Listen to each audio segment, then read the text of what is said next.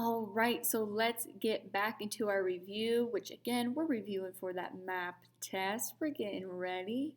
I think we're ready, but now we're going to make sure we're really masters of everything we're talking about, right? So we've been focusing on the very small part of biology and life science when we're looking at how do our genes turn into or create proteins, which create our traits, our physical characteristics, and how we inherit those from our parents. But now we're going to kind of zoom out and look at the bigger picture. So, how do not just ourselves as individuals or individual living things, how not just how those are affected, how now we're going to look at how do whole species or whole populations of a species change over time. So, not just individuals, we're taking a look at the big picture. Now, you may remember a long time ago, we talked about this scientist whose name is Charles Darwin. And I promise you, you're going to hear about Charles Darwin even after 8th grade science. He is a name that people know because he came up with a big part of biology, a big theory of biology. So he did this when a long, long time ago, he took a little bit of a journey, a little bit of a voyage on a big old boat to the Galapagos Island. And I'm not very good at spelling, we know this, so I think I spelled it correctly. Galapagos Island. So he took that journey to study the plants and animals present on this island, which we're all the way up here. This is Mississippi, right up here. Down here outside of South America is the Galapagos Islands, and they're gorgeous. I want to go there. But he went there because his job was to study nature, to study plants and animals. And he studied a lot about how, again, those different populations of those plants or animals kind of change over time. So he really was the first to develop these main ideas about this theory that we've talked about known as evolution. Which evolution is just a fancy way of saying populations will change over time. So we're going to look at, like in this case, a certain species of maybe a lizard and see how over long periods of time they evolve, which is a fancy way of saying change. So their traits are actually changing. So how he did this was when Darwin was on that little set of islands known as the Galapagos, he mostly really focused on these different finches, which is a type of bird. So he took a look at these finches and he noticed that while they are the same species of bird, they all kind of had different beaks depending on where they lived on the island. So some parts of the island had finches with beaks that look like this. Some had ones that were a little bit thicker. Some had ones that were long and skinny. So, and again, it depended on where they actually lived on the island, their beaks looked different. So we know this, we've talked about this, the differences in traits that you can have within a population, those are your variations. We have been talking about variations non-stop. So we know these bird finches, they must reproduce sexually, right? Or else they would all be completely identical. So since we have differences in traits here, we have those variations within that population.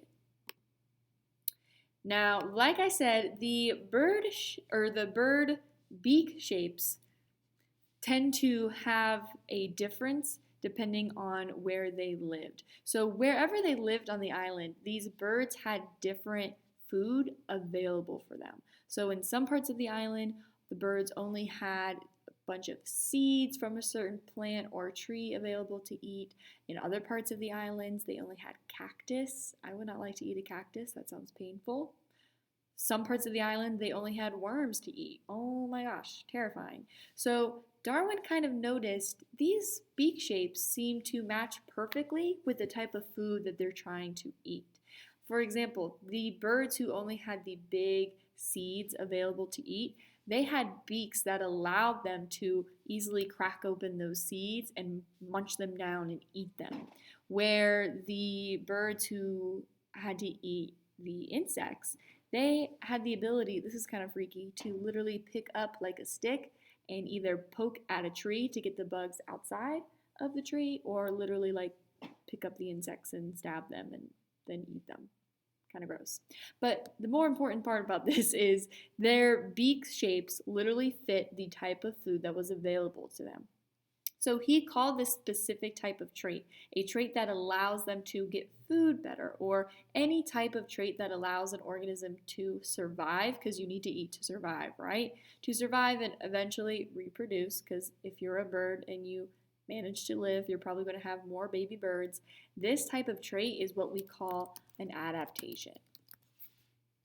So it helps them to become better adapted or better suited for their environment. Now, these adaptations, sometimes they can appear randomly in a population. So for example, forever, a long time ago, this type of lizard wasn't always able to shoot blood out of its eye.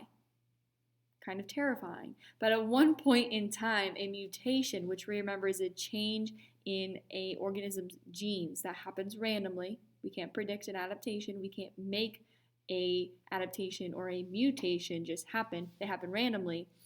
At one point in time, this lizard, some lizard had a mutation to be able to maybe squirt a little bit of blood out of its eye.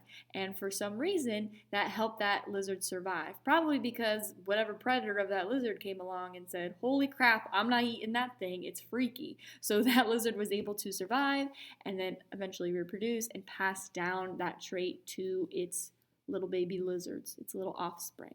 So again, those adaptations, they might appear randomly because of mutations.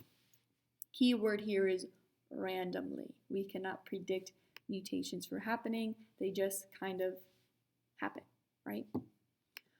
Okay, so why is this all important? How does this relate to the big picture that I was talking about earlier? So basically, Darwin took all of this knowledge, all of this stuff that he just discovered, and he was like, I bet a long time ago, these finches didn't have different beak types. I bet they used to all look the same. So like if we look at this picture here, I bet all of these finches had the same beak shape, and then over time, as more and more adaptations came about, as they became more suited for their environment based on who was able to eat the food, who was not able to eat the food, I bet over time we saw those beak shapes slowly change within the population.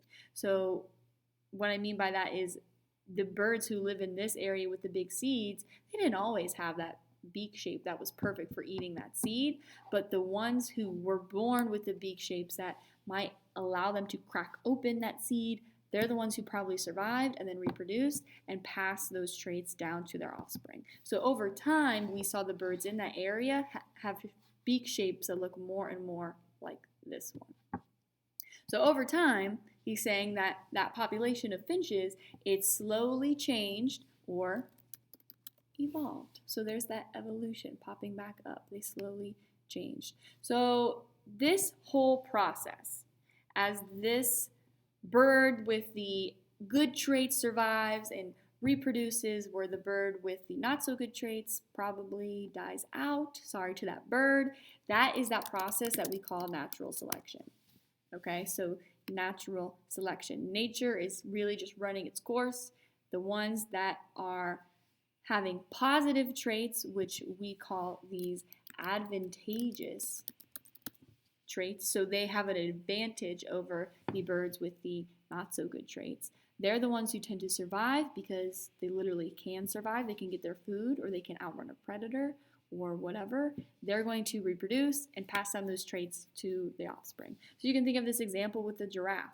A giraffe with a tall neck can reach its food, but a giraffe with a short neck, probably not going to be able to reach its food, and if you can't eat, you're probably going to die. So these giraffes with the smaller necks, they kind of kick the can. They're no longer living.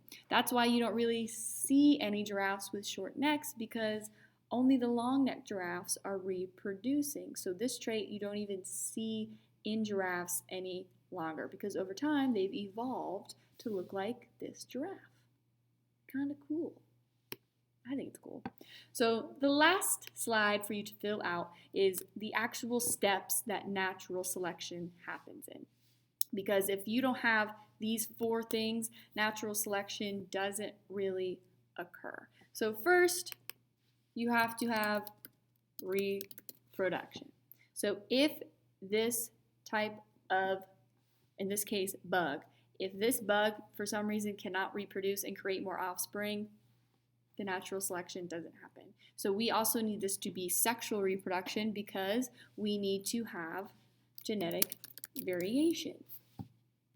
So in other words, we need to have differences in traits present. So if you look at this little population of beetles, they're not all identical. They're not all green. They're not all orange. We have some variation or variety. We have some differences in traits. In this case, the trait is their actual color.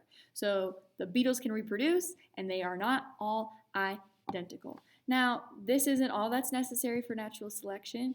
Third thing is we need a little bit of that competition. Okay, what do I mean by competition?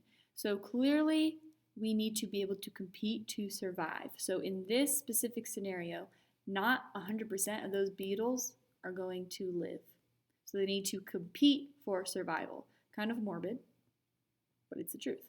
So in this case, our competition is, okay, how do we survive against these scary looking crows? So for some reason, some beetles are going to be eaten and some are not going to be eaten. And in this case, if you look at the environment, these orange beetles are able to camouflage or blend into their environment much better than the green beetles, right? So if you're a crow, you've got a busy schedule. You've got stuff to do. You've got meetings to get to. You don't have all day to just search and search for your food. You're going to eat the first beetle that you see, right? And then get on your merry way. So if I were a crow and I flew up to this situation, I would immediately see these green beetles because they don't blend into the environment. So that's the one that crow is probably going to eat. So clearly here, the more advantageous or the more positive trait for the beetles to have in this specific environment is going to be the orange beetle because these green beetles are just getting swept up and killed over time. Now the last step is, since those green beetles, they're getting eaten, therefore they are not reproducing.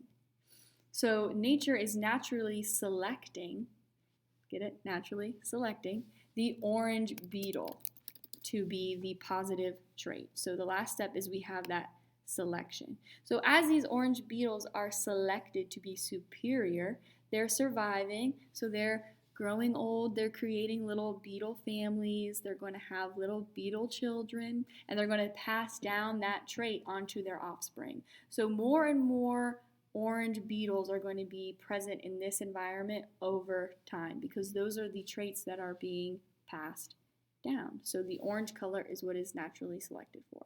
So you may also hear this term survival of the fittest. People love to use that term when talking about natural selection. So what's happening is, like it says, the fittest are surviving. Now when we say fittest or fitness, we're not talking about like how much they can bench or how physically fit they are, right? Fitness in this case is the ability to reproduce. So since these orange beetles are surviving, they're thriving, they're living their lives, they are able to reproduce and make more beetles. So they have a high level of fitness. They are super fit for the environment, where the green beetles, not so much. They are not fit for the environment.